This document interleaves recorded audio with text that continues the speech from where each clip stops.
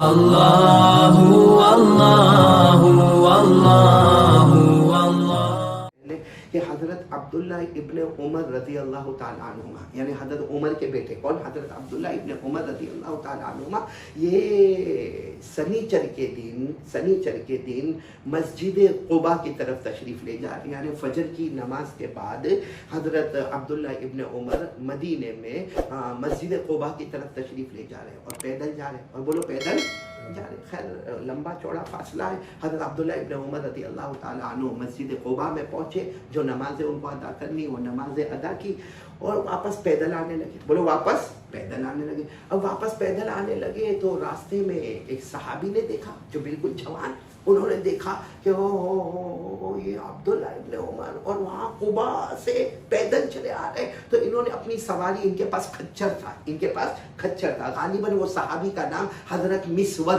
بولو کیا نام ہے؟ حضرت مسور۔ ان کے پاس ایک کھچر تھا، وہ کھچر کو دوڑاتے حضرت عبداللہ ابن عمر کے پاس آئے، اور بوڑھے آدمی کو چچا کہا جاتا ہے، تو کہا چچا جان آپ ایسے پیدل جا رہے ہو، میرے پاس سواری ہے نا، آپ میری سواری پر بیٹھ جائیں نا، کیونکہ ہم جوان سواری پر آئے اور آپ اتنی بڑی عمر کے ہمارے چچا کے درجے میں اور آپ پیدل آ رہے۔ تو حضرت عبداللہ ابن عمر رضی اللہ تعالیٰ عنہما نے فرمایا ایسا مت سمجھو کہ میرے پاس سواری نہیں ہے، میرے پاس سواری ہے اور بہت عمدہ سواری ہے، لیکن میں نے زندگی بھر میرے نبی صلی اللہ علیہ وسلم کو دیکھا کہ سنیچر کے دن فجر کے بعد مسجد قباء پیدل جاتے تھے، پیدل آتے تھے۔ جس راستے میں میرے آقا پیدل چلے ہو، عبداللہ ابن عمر کی کیا مجال ہے کہ اس راستے پر سوار ہو کر جائے۔ جہاں میرے نبی پیدل ہو کر جاتے ہو، وہاں میرے اندر کیا ہمت ہے کہ میں سوار ہو کر جاؤں۔ یعنی یہ وہ لوگ تھے جو نفل نماز ادا کرنے کے لیے جا رہے ہیں اور نفل نماز ادا کر کے آ رہے، مگر نفل نماز میں تو نبی کا طریقہ ہے، فرض میں نبی کا طریقہ ہے، لیکن مسجد کی طرف جانے کا طریقہ میرے نبی کا کیا تھا،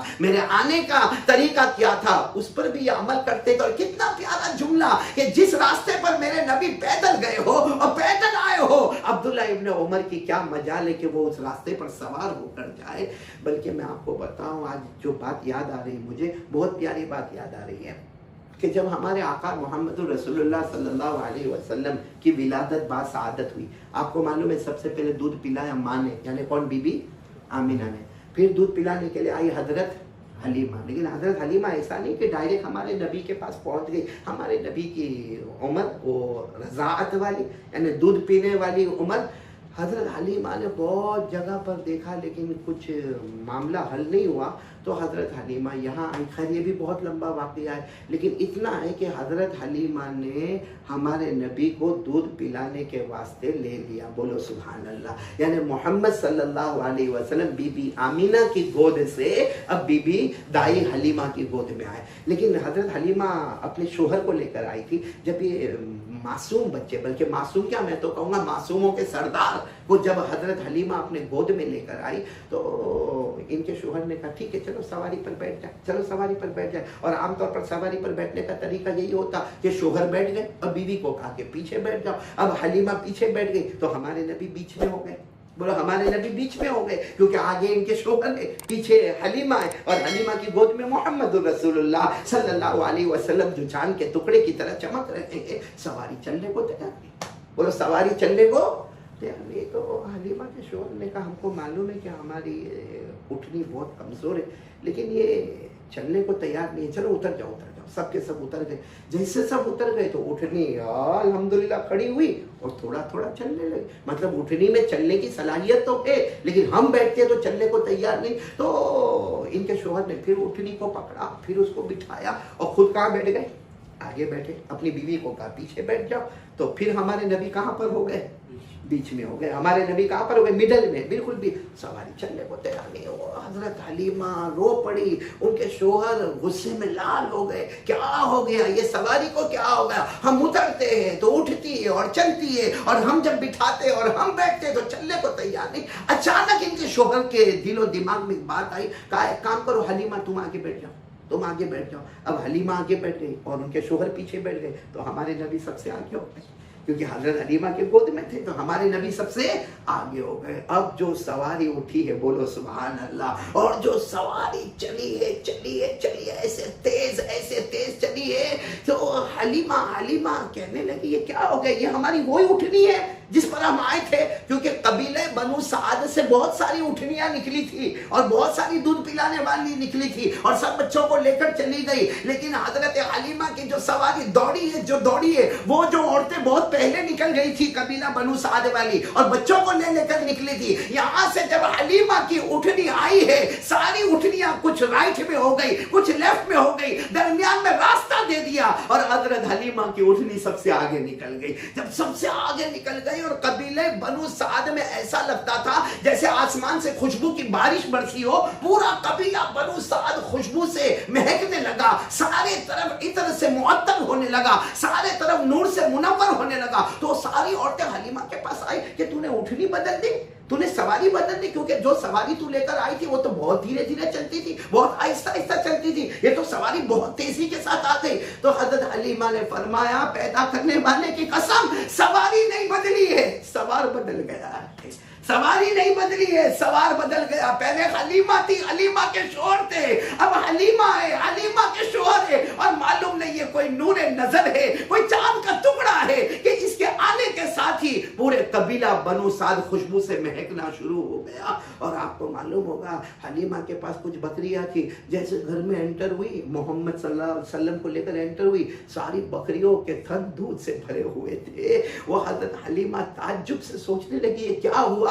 تو غیب سے آواز آئی, اے حلیمہ تیرے گھر وہ آیا ہے جو انسانوں اور جناتوں کا نہیں سارے نبیوں کا بھی سردار بننے والا ہے. بولو سبحان اللہ. مجھے ابھی وہ بات یاد آتی ہے, وہ قاری قمر الاسلام میرے پیارے دوست تھے, اتنا پیارا اس واقعے کو انہوں نے 4 لفظوں میں بیان کیا. حالانکہ یہ واقعہ بہت پیارا ہے کیونکہ یہ واقعہ بتاتا ہے کہ جب تک ہمارے نبی بیچ میں تھے منزل نہیں ملی. بولو منزل نہیں ملی. تو ہمارے بھی سماج میں اور سوسائٹی میں اور ہمارے معاشرت میں اور ہماری زندگی گزارنے میں ہم نبی کو بیچ میں رکھیں گے تو ہم کو منزل نہیں ملے گی. لیکن جیسے حلیمہ اور ان کے خاوند نے ہمارے نبی کو سواری پر آگے بٹھا دیا, سواری فائنل ڈیسٹینیشن پر پہنچ گئی, منزل مقصود پر پہنچ گئی. ہم بھی اپنی زندگی میں پیچھے ہو جائے اور محمد مجتبی احمد مصطفیٰ کو آگے کر دے, انشاءاللہ ہمارا فائنل ڈیسٹینیشن جنت الفردوس میں اللہ ہم کو پہنچا دے گا.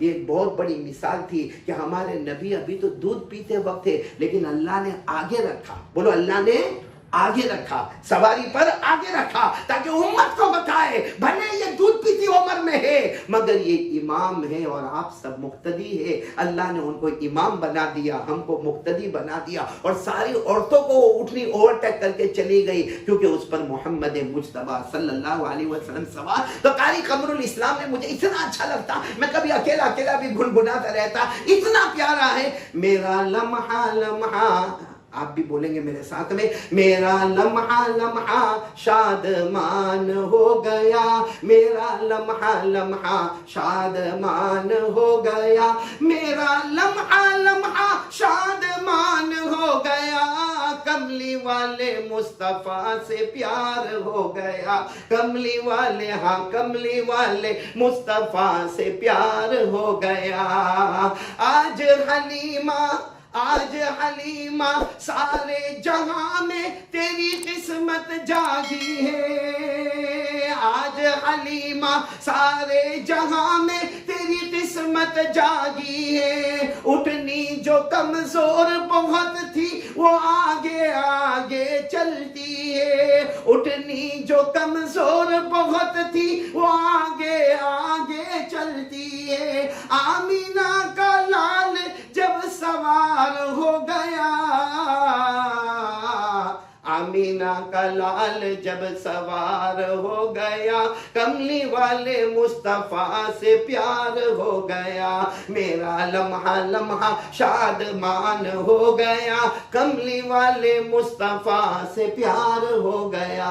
اللہ تعالی ہم سب کو پیارے نبی کی محبت اور نبی کو ہماری زندگی چاہے کاروبار کی ہو, چاہے گھر کی ہو, چاہے بینک کی ہو, چاہے انویسٹمنٹ کی ہو, چاہے بیوی کا معاملہ ہو, چاہے بچے کا معاملہ ہو, قسم اللہ کی کتنا بھی بڑا عالم ہوگا, کتنا بڑا محدث اور مفسر ہوگا یا کتنا اتنا زوردار چلانے والا بیان کرنے والا ہوگا، جب تک محمد کو آگے نہیں رکھیں گے صلی اللہ علیہ وسلم، وہاں تک ہم کو منزل مقصود نصیب نہیں ہوگی۔ اللہ تعالیٰ اس پر ہم سب کو عمل کی توفیق